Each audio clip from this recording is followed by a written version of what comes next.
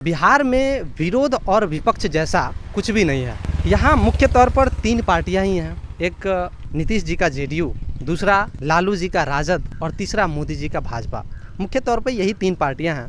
Nitish Kumar permanent सत्ता में हैं और बाकी दो पार्टियां गठबंधन अदल बदल के करते रहती है और कह सकते हैं नाम के तौर पर वो विपक्ष में बैठती है। जब एक पार्टी सत्ता में होती है तो फिर दूसरा पार्टी इस ताक में रहती है कि कब नीतीश कुमार पलटी मारेंगे और हमारा उनके साथ गठबंधन होगा, वो सत्ता में आएंगे, मलाई खाएंगे और जो भी सुख है सत्ता का वो भोगेंगे, लूट मचाएंगे। क्या इन पार्टियों का, इन राजनीतिक दलों का लक्ष्य केवल सत्ता में आना ही रह गया है, सत्ता प्राप्त करना ही रह गया है? क्या इन्हें जनता के सुख दुख से कोई मतलब है भी या नहीं? क्या इन राजनीतिक दलों का अपना कोई सिद्धांत और विचार है भी या नहीं? क्या लोकतंत्र में विपक्ष की भूमिका अब कुछ भी नहीं रह गई है? लोकतंत्र को सशक्त बनाने में जितना एक सत्ता पक्ष का, सत्ता पार्टी का योगदान है, उतना ही एक मजबूत विपक्ष का होना भी जरूरी है। लेकिन देखा जाए तो बिहार में अब विपक्ष जैसा कुछ रहा नहीं है, क्योंकि कोई भी चीज़, कोई भी मुद्दा जो जनता के हित में नहीं है, कोई भी अभियान, कोई भी योजना जिसके खिलाफ आवाज़ उठाने की आवश्यकता है, तो ये राजनीतिक पार्टियां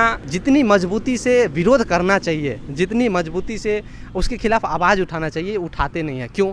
क्योंकि ये इस ताक में रहते हैं कि उनके साथ गठबंधन हो और वो किसी भी तरह सत्ता में आ जाएं। तो अब केवल देखा जाए तो बिहार में इस वक्त विरोध और विपक्ष के नाम पर केवल एक औपचारिकता रह गई है।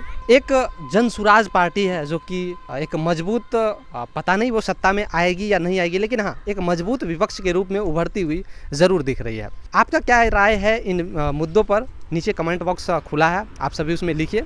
आप देख रहे थे बिहार राजनीतिक हलचल। मैं हूँ अभिमन्यु कुमार नीतीश। बहुत बहुत धन्यवाद।